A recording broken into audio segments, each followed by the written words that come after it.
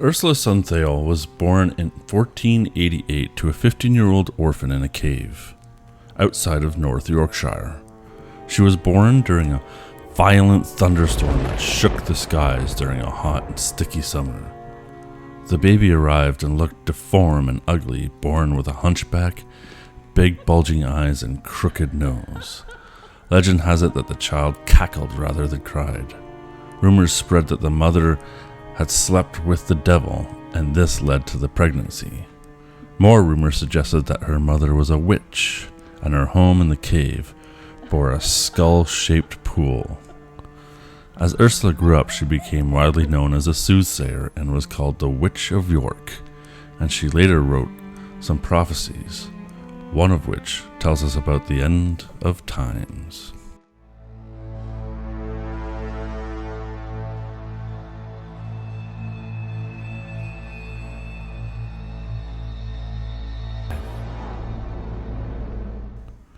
After 2 years in the cave, the two of them were removed and Ursula was given to a foster family. Due to her features, crooked nose and back and legs, this left her ostracized in the community. So she took refuge in the woods like her mother had done in her youth, learning all about the plants and herbs of the surrounding area. When Ursula was 2 years old, living with her foster family, she was left alone at home when her mother returned to find the front door wide open. This frightened the mother, and she didn't want to enter by herself, so she gathered up some neighbors. As they approached the house, they heard a wailing like 1,000 cats in consort. Ursula was nowhere to be found in her cradle, and after a frantic search through the house, her mother looked up to see Ursula, naked and cackling, perched on top of the iron bar where the pot hooks were fastened above the fireplace. It was a strange sight, to be sure, as Ursula was far too young and small to be able to get up there herself.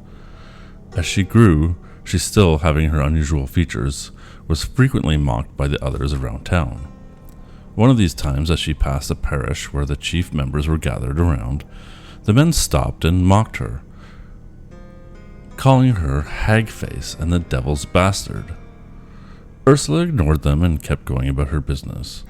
But as the men sat back down, the ruff on the neck of one of the principal yeomen transformed into a toilet seat that clapped down around his neck.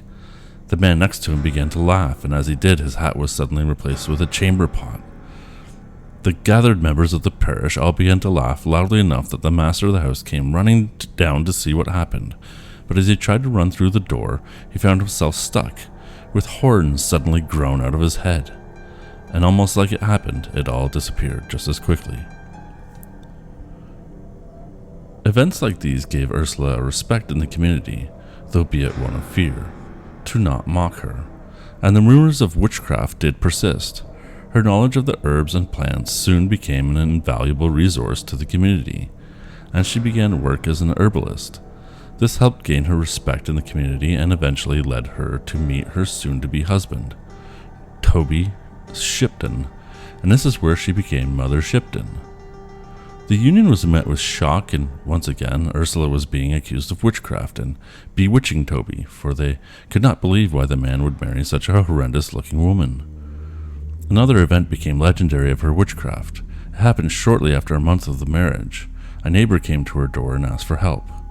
She had left her door open, and a thief had come in and stole her new smock and petticoat. Shipton calmed the neighbor down and said she knew exactly who stole it and would retrieve it the next day. The next morning came, and Shipton and the neighbor went to the market cross. The woman who had stolen the clothing couldn't stop herself from putting the smock on over her clothes, the petticoat in her hand, and marching through town. When she arrived at the market cross, she began dancing and danced straight for Mother Shipton and her neighbor, all the while singing, "I stole my neighbor's smock and coat. I am a thief, and here I show it." When she reached them, she took off the smock and handed both the smock and the petticoat back to the neighbor. She curtsied and then left. Then 2 years later, her husband Toby passed away. It was then that the townspeople started looking towards Shipton as the culprit and responsible for his death. They were not shy about sharing their opinions about it, and eventually became too much for Mother Shipton, and she decided to return to the cave where she was born. She there continued to make potions and herbal remedies for people, and her name slowly became more and more well known, and people would travel great distances to see her for her potions and her spells. And as time went on, she became more and more popular, and this is when she started to make prophecies. She started by making them about her town and the people in it, and as they became true, the prophecies she told of the monarchy and of the future of the world began. The prophecies. I know I go, I know I'm free, I know that this will come to be, secreted this, for this will be found by later dynasty. Water shall come over Ouse Bridge, and a windmill shall be set upon a tower, and a elm tree shall lie at every man's door. The river Ouse was the river next to York, and Ouse Bridge was on that river. The prophecy turned out to come true when the town of York got a piped water system. The pipes were fueled by a windmill. The pipes themselves were made out of elm trees, and the pipes brought water to every door. Trains, cars, and the formation of the Church of England. A carriage without horse will go, disaster fill the world with woe. In London, Primrose Hill shall be in centre hold a bishop's see. The emancipation of women. For in those wondrous far-off days, the women shall adopt a craze to dress like men, and trousers wear and to cut off all their locks of hair. They'll ride astride with brazen brow, as witches do on broomsticks now. Telecommunications and hydroelectric power. Around the world men's thoughts will fly, quick as the twinkling of an eye. And water shall great wonders do, how strange, and yet it shall come true. Skyscrapers and submarines. Through towering hills proud men shall ride, no horse or a move by his side. Beneath the water, men shall walk, shall ride, shall sleep, shall even talk. Modern aircraft. And in the air men shall be seen, in white and black and even green. Incurable diseases. And physics find no remedy, for this is worse than leprosy. O many signs for all to see, the truth of this true prophecy. Agricultural machinery and the rural exodus. And roaring monsters with men atop, does seem to eat the verdant crop. And men shall fly as birds do now, and give away the horse and plow. Napoleon I, II, and III, and the French Revolution. 3 times shall lovely sunny France be led to play a bloody dance. Before the people shall be free 3 tyrant rulers shall she see. Television, submarines, aircraft, and war. When pictures seem alive with movements free, when boats like fishes swim beneath the sea, when men like birds shall scour the sky, then half the world, deep drenched in blood shall die. The printing press. Then upside down the world shall be in gold found at the root of tree. All England's sons that plough the land shall oft be seen with book in hand. The poor shall now great wisdom know, great houses stand, in far-flung vale all covered o'er with snow and hail. World War III, USA versus China and Russia. Yet greater sign there be to see, as man nears latter century. 3 sleeping mountains gather breath, and spew out mud, ice and death. An earthquake swallow town and town, in lands as yet to me unknown, and Christian one fights Christian two, and nations sigh, yet nothing do. And yellow men great power gain, from a mighty bear with whom they've lain. An asteroid or other celestial body will dictate the end of the earth. A fiery dragon will cross the sky 6 times before the earth shall die. Mankind will tremble and frightened be for the 6 heralds in this prophecy. With prophecies, we're always left to see them in the past tense. Prophecies have to be vague enough so that they may become true one day, but not so vague that they'll lose all meaning to people reading them.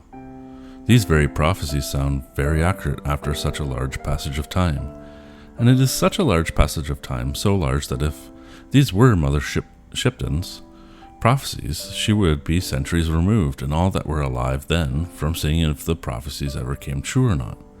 And if these were true, this does lend a bit of credibility to them. To prophesy centuries out means that you will never be proven right or wrong in your lifetime, but also things wouldn't even be close to being right or wrong in your lifetime, and the people living then would find these downright irrelevant. Most of the prophecies were published in 1641, 80 years after her death. The story goes that a lady by the name of Joanne Walker, transcribed as Mother Shipton, spoke of her life. Now, there's little records of Mother Shipton's existence, and determining if she in fact exists or not is difficult. The myth and the legend are true, and it is possible that she really did exist. But it's also possible that she was an amalgamation of different people around the time. Some of her prophecies were even proven false and made up by some of the authors of the works in her name. It is even more difficult to know the validity of the prophecies from coming from Mother Shipton herself or just from the writers of the books, using her legend and name to make a penny or two. And here we get into the idea of what is real and what isn't again. And I use this example to illustrate a wider point I'm making of our reality, that things and entities can and do exist outside of the normal physical reality we see and feel daily.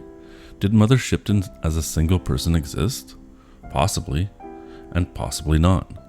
But that doesn't mean she didn't exist. Thoughts can and do have form. A myth and a legend stay around because it has been given life. It has a lifespan. It is living. It exists as a thought form for many, many people. That is on the same level as a spirit or a god or goddess. It can influence you, inspire you, scare you, teach you, and guide you. We have been programmed to look at life from a reductionist viewpoint that only physical matter exists, and only physical matter has relevance or influence. And that's exactly what those that do the programming want you to believe, because it limits you to the lowest realm in existence, unable to shift your perspective and realize whatever power you may have dormant in you. Whether Mother Shipton was a real person or not is irrelevant, for if she was, a powerful witch she was, to cast her influence centuries ahead of her time. If she wasn't a real person, then this was still an incredibly powerful spell, for it has gained life and it exists on its own, its only life force feeding off of the people who encounter it and share it. Power is not that to those that wield the most physical things in this world. Power is that which can alter the physical world and do so that is advantageous to oneself or others.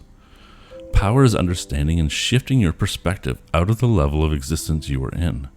Power is taking the step out of the real and stepping into the veil.